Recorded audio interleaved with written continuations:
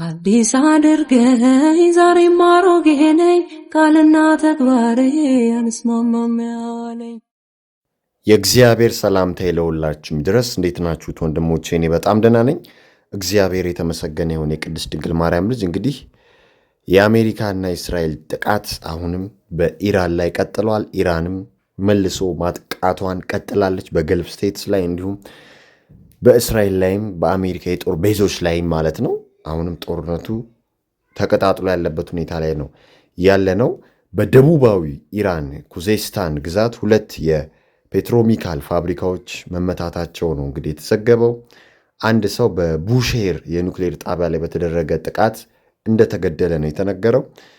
በተባበሩት አረብ ኤምሬት እንግዲህ ኢራን አሁንም ጥቃቷን እያደረገች ነው ያለችው።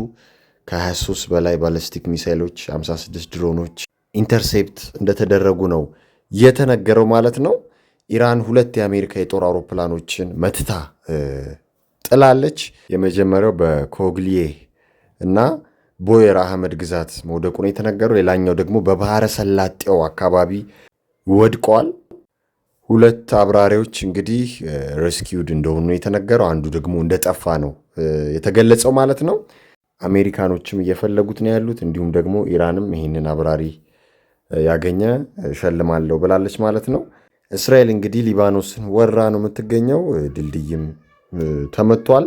ጠፋ የተባለው አብራሪ እንግዲህ በኤፍ-15 የጦር አውሮፕላን ውስጥ እንደነበረ ነው የተነገረው። የጠፋው የበረራ ቡድን አባል ምን እንደደረሰበት አይታወቅም እና የኢራን ባለስልጣናቶች ይህን ሰው ላገኘ ትልቅ ሽልማት ይጠብቀዋል ማለታቸው እንግዲህ በመንግስት ሚዲያ ላይ እየተዘገበ ነው ያለው እና ኢራን ስቲል አሜሪካና ኢራንን የመዋጋት ፓወር ኃይል እንዳላት ነው የገለጸችው ማለት ነው። ምክንያቱም እንዲህ አይነት ዋርፕሌን ኤፍ-15 መታ አሜሪካኖች እየፈለጉ ዜጋቸውን እንዲሁም ኢራኖች ያንን ሰው ላገኘ ሽልማት እንሰጣለን የሚል አይነት ነገር ስታዩ ኢራን ከአሜሪካና ከእስራኤል ጋር በደንብ እየተገዳደረች እንደሆነ ይታያል ማለት ነው። እህት ወንድሞቼና የኒውክሌር ፋሲሊቲስ እነዚህ ናቸው የምታዩዋቸው። እነዚህ ቦታዎች ተለይተው እየተመቱ ነው ያሉት። አሁን ኢንፍራስትራክቸር ፋሲሊቲስ የምንላቸው ቦታዎች እየተመቱ ነው ያሉት ለ36 ቀን አካባቢ። ኢራን እንግዲህ ምንም አይነት ኢንተርኔት የላትም። አቅም ያላቸው ሰዎች ያው በስታርሊንክ እየተጠቀሙ ነው ያሉት። ኢንተርኔት ብላክአውት አጋጥሟታል ኢራን እህት ወንድሞቼና በዚህ ጦርነት ውስጥ ደግሞ የመጨረሻውን ዘመን የሚያበስር የመጨረሻው ዘመን ላይ የሚፈጠር አፖካሊፕቲክ ነገር ተፈጥሯል እህት ወንድሞቼ።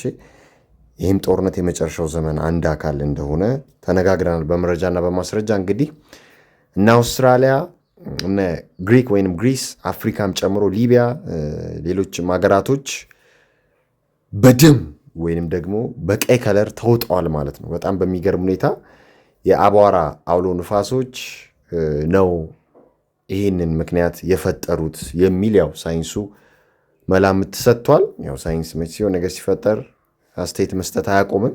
ምንም ነገር ቢፈጠር ይሄ ነው እንደዚህ ነው ለዚህ ነው የሆነው ይላል።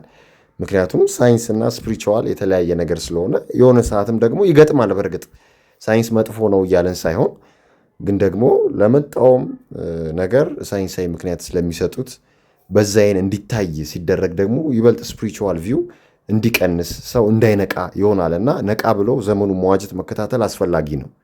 እንደምታዩት ማርች 23 በአውስትራሊያ የጀመረ ነበረ። ይሄ አፖካሊፕቲክ በጣም የሚያስፈራ በጠቅላላ ቀይ ሆኖ ነበር ከተማው ማለት ነው። ከሳሃራ በረሃ የተነሳ ደስት ነው እንዲያረገው ስቶርም ነው እንደዚህ ያረገው ነው የሚለው ሳይንሱ። ከዛ በኤፕሪል 1 ግሪስ ወይንም ግሪክ እንደዚህ ሆነ። ከዛ በኋላ ኤፕሪል 2 ደግሞ ጊዛ ኢጅፕት በዚህ በምታዩት መልኩ በደስት በአቧራ ተጥለቀለቀ ማለት ነው። የግሪኩ እንደምታዩት ይሄንን ይመስላል። ከዛ ኤፕሪል 1 እዛው ሊቢያ አካባቢ እንደዚህ አድርጎት ነበር ቦታው ማለት ነው። ወደ ቀይ ለውጦት ወደ ደም ለውጦት ነበር። በጣም ነበር የሚያስፈራው እና በአንዴው እንዲህ ያለ ሀገራት ላይ እንዲህ ያለ ክስተት ታይቶ አይታወቅም።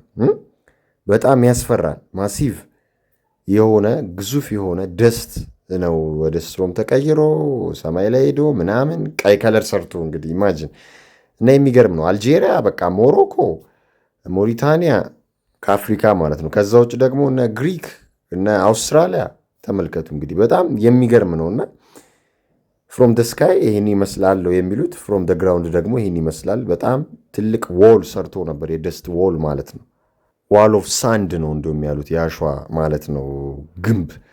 እና ይሄ ሳንድ ስትሮም እነ አልጄሪያ፣ እነ ሞሪታንያ፣ እነ ሞሮኮ፣ እነ ሊቢያ እንዲሁም ደግሞ እነ ግሪክ እና አውስትራሊያ ለገቡበት የአየር ንብረት ለውጥ ተጠያቂ ነው ያለው ሳይንሱ ማለት ነው። እና አብዛኛው ቦታ ፍላዲንግ እንዳደረሰ ነው እንግዲህ የተነገረው። በጣም ዲዛስተር እንደፈጠረ ነው የተነገረው ማለት ነው። አስተውሱ እንግዲህ ምድር እንደምትናወጥ መጽሐፍ ቅዱሳችን አስቀድሞ ነግሮናል። እንደዚህ በአንዴው ብዙ ሀገራቶች ሲጨልሙ፣ ደም ሲለብሱ ማየት ቀላል ነገር አይደለም። ባይዘው ይሄት ወንድሞች፣ ይሄ አፖካሊፕቲክ የሆነ ነገር ነው። እነሱም ዝም ብለው አይደለም አፖካሊፕቲክ ያሉት አይደለ እንዴ? ይሄ ኢንድ ታይምስ ላይ ከሚፈጠሩ ነገሮች መካከል አንዱ ነው። የጨረቃ ወደ ደም መለወጥ አይደለ እንዴ? የፀሐይ መጨለም፣ የመሬት መናወጥ፣ የመሬት መንቀጥቀጥ፣ ጦርንም የጦርንም ወሬ የተሰሙ ዘንድ አላቸው ይላል፣ እናየዋለን። እና የመሬት መንቀጥቀጡ፣ ሀገራት የገቡበት ጦርነት፣ ይህ ሁሉ መሲሁ ሊመጣ ሲል የሚዘጋጅ ድግስ እንደሆነ ውጥንቅጥ እንደሆነ ግልጽ ነው ማለት ነው። ኢማጂን ከእንቅልፋችሁ ስትነሱ ወይም ለስራ ልትወጡ ስትሉ ወይም ከቤታችሁ ልትወጡ ስትሉ የቤታችሁን በር ከፍታችሁ እንዲህ ያለ መልክ ስታዩ፣ ሰማይና ምድሩ ቀይ በቀይ ሆኖ ደስት አቧራ ሆኖ ፊታችሁን ሳንድ አሸዋ እየመታችሁ ምንድን ነው የሚሰማችሁ? እና የማቴዎስ ወንጌል ምዕራፍ 24 ከቁጥር 6 ጀምሮ ያለው ማየት አለብን። ትንቢተ ኢዩኤል ላይም የተቀመጠ ሀሳብ አለ ወይንም ትንቢት አለ። እሱንም የምናየሆናል በመረጃና በማስረጃና ምን ይላል? የማቴዎስ ወንጌል ምዕራፍ 24 ከቁጥር 6 ጀምሮ ጦርንም የጦርንም ወሬ የተሰሙ ዘንድ አላችሁ፣ ይኸው እያየነው ነው፣ ይህ ሊሆን ግድ ነውና ተጠበቁ። ግድ ነው፣ አያችሁ፣ አትደንግጡ ይላል። ግን ዳሩ ግን መጨረሻው ገና ነው። ሉክ ገና መጨረሻው ሌላ አለ ማለት ነው። መሲሁ የሚመጣበት ታይም አለ፣ አርማጌደን አለ ማለት ነው፣ ወይንም አርማጌዶን። ህዝብ በህዝብ ላይ መንግስትም በመንግስት ላይ ይነሳል። እያየነው ነው። ረሃብ፣ ቸነፈርም፣ የምድር መናወጥ በልዩ ልዩ ስፍራ ይሆናል። ይኸው ምድር እየተናወጠች እየተለወጠች ደም እየለበሰች፣ ጨረቃ ደም እየለበሰ፣ መሬት እየተንቀጠቀጠ፣ መሬት እየተንሸራተተ እያየን ነው። እነዚህ ሁሉ ግን በጣም በሚገርም ሁኔታ 8 ላይ ብሎ ያስቀምጠዋል። እነዚህ ሁሉ የምጣር መጀመሪያ ናቸው።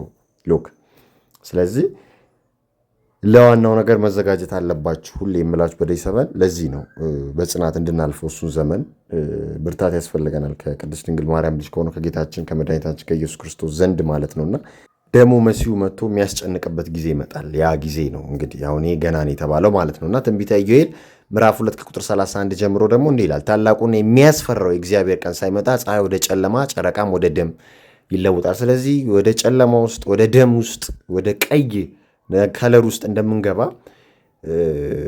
እንዲህ አይነት ክስተት እንደምናይ መጽሐፍ ቅዱሳችን ይነግረናል።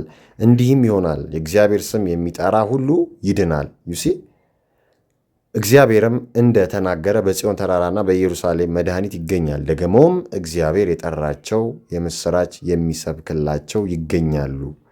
ዩሲ ስለዚህ ግልጽ ነው ማለት ነው። እግዚአብሔርን የያዘ አሸናፊ ነው። አዎ መጽናት መልካም ነውና መጾም፣ መጸለይ፣ ንስሐ መግባት፣ መጠባበቅ የእግዚአብሔር መንግስት ሰይጣንን የምንዋጋው በዛ ስለሆነ ስፒሪቹዋል ዋር ስለምናከናውን ቁርባኑ በጣም ወሳኝ ነው። እሱንም መውሰድ አለብን ማለት ነው። መስገድ፣ መጸለይ አለብን። አጋንንትን የምንታገለው የምንዋጋው በዛ ነው። በኢንፎርሜሽንም እንደምታዩት እንዋጋዋለን ማለት ነው። እነሱም በኢንፎርሜሽን ነው የሰውን ልጅ አእምሮ የሚቆጣጠሩት። መጋደላችን ከደምና ከስጋ ጋር አይደለም፣ እውነት ነው፣ ከመንፈሳውያን ጋር ነው። ፌለን ኤንጅልስ ወይም ፎለን ኤንጅልስ በሰሩ ቴክኖሎጂ ተጠቅመው ነው ዲያብሎሳውያኑ የሰው ልጅ የሚቆጣጠሩት፣ የሚወጉት፣ የሚዘውሩት፣ የሚቆጣጠሩት ማለት ነው። እኛም ደግሞ እነሱ በፈጠሩት መሳሪያ እነሱ መልሰን እንወጋቸዋለን እንጂ ኤአይ መጥፎ ነው፣ እንደዚህ መጥፎ ነው፣ ኢንተርኔት መጥፎ የለም። መልካሙን እየወሰድን ጥሩ ጥሩን እየወሰድን መጥፎን ደግሞ በጥሩ ቀይረን እንጠቀመዋለን ማለት ነው። ያ ነው ሜትሪክ ሲስተሙን ተረድቶ አራት ማዕዘን ሲስተሙን ተረድቶ እዛው ሲስተም ውስጥ መኖር ማለት እንጂ ከሲስተም ወጥቶ ማንም የሰው ልጅ መኖር ስለማይችል ከአባቶቻችን በቀር ማለት ነው። እና ሜትሪክ ሲስተሙን ተረድቶ እዛ ውስጥ መኖር መልካም ነው። ከዲያብሎሳውያኑ ጋር እየተዋጉና እያዋጉ መኖር ማለት ነው። ወንድሞቼ እኛ ያንን ነው እያደረግን ያለው እና ያሳይ መሲህ መምጫ ደርሷል መላችሁ ዝም ብዬ አይደለም እኮ። በጣም በሚገርም ሁኔታ አንድ ራቢ ይህንን ግልጽ አድርጎታል እኮ። መሲያችን ተርስዳይ ነው የሚመጣው ደርሷል እያሉ ነበር። ያው በአይሁድ የቀን መቁጠሪያ ከሮሽ ወይንም ቾዴሽ ኒሳን የኒሳን ወር መጀመሪያ ቀን ይመጣል ይላሉ። በአይሁድ ባህል ኒሳን የተአምራት ወር እና የመጀመሪያው ከግብፅ የወጡበት ጊዜ እንደሆነ ተደርጎ ይታሰባል ማለት ነው። እና ብዙዎች የመጀመሪያው ቤዛ በኒሳን እንደተከሰተ ሁሉ የመጨረሻው ቤዛ የመሲሁ መምጣት ማለት ነው በዚህ ወር ውስጥ እንደሚከሰት ያምናሉና የ500 ዓመት ትንቢት መጽሐፍን ጠቅሰው ረቢ ባሩክ ሮዘንበል እንዳሉት ከሆነ በቃ ይሄ ስትሬት ኦፍ ሆርሙዝ በዚህ ናሮ በዚህ ጠባብ ወሽመጥ አካባቢ የሚደረግ ጦርነት የመጨረሻውን ዘመን ወይንም የሐሳዊ መሲህ መምጫን የሚገልጽ ነው ወይንም ወደዛ ወደ መጨረሻው ዘመን የሚወስደን ጦርነት ነው። ይሄ በቃ የመጨረሻው ነው። ከመሲሁ መምጣት በፊት የሚከሰት ዓለም አቀፋዊ ግጭት ይሄ ነው፣ እንደ መዳረሻ ነጥብ ነው ሆርሙዝ ላይ የሚደረገው ጦርነት ብለዋል። እና እንደዛ ነው የሚያምኑት አይሁዶቹ ማለት ነው። እንዳልኳችሁ የኒሳን ወር መጀመሪያ ቀን ተርስዳይ ነው ብለው ያስባሉ። በተርስዳይ ዕለት ነው መሲሁ የሚመጣው አራይቭ የሚያደርገው ይመጣል። በቃ በዚህ ሰዓት እየተናገሩ ነው ያሉትና ይሄ ጦርነትም የእሱ መምጣት የሚያበስር ነው። እኔ ምን አልኳችሁ? ይህንን የተባባለው እኮ በመረጃና በማስረጃ አላ ኔታንያሁ ኪንግደሙን ሪች እናደርግለታለን፣ የሶስተኛ ሰለም ቤተ መቅደስ ይገነባለታል፣ መሲሁ ይመጣል እያለ ተናግሯል አይደለ? ዶናልድ ትራምፕን አሳሲኔሽን ቀድሞ የተናገረው ፌክ አሳሲኔሽኑን ያው ፓርት ኦፍ ቢግ ክለብ ስለሆነ ያኛው ፕሮፌት ምን እንዳለ አይተናል አይደለ? ተገንብቷል ደሰርት ቴምፕል ሚድል ኢስቱ ላይ ትራምፕ ሰላም ያመጣል። በማማካኝነት ነው ሰላም ያመጣው፣ በመሲሁ አማካኝነት። እንግዲህ ምናይ ይሆናል ከዚህ በኋላ መሲሁ መጥቶ ምን አይነት ነገር ሊፈጥር እንደሚችልና በጣም ጊዜው እንደቀረበ ነው የምታዩት ማለት ነው። የአልአቅሳ መስጂድ መዘጋት፣ የክርስቶስ መቃብር ጎልጎታ መዘጋት፣ ይህንን ስታዩ በቃ የሐሳዊ መሲህ ቫይብ እንደተፈጠረ ነው የምታዩት። ባለፈው አሳይቻቸዋለሁ አይደል? እነ ዴሊ ሜል ይህንን ዘግበውት ነበርና ግልጽ ነው። ፈጣሪ ከዲያብሎስ ይጠብቀን። ሰላም ለእናንተ ይሁን። አበቃን።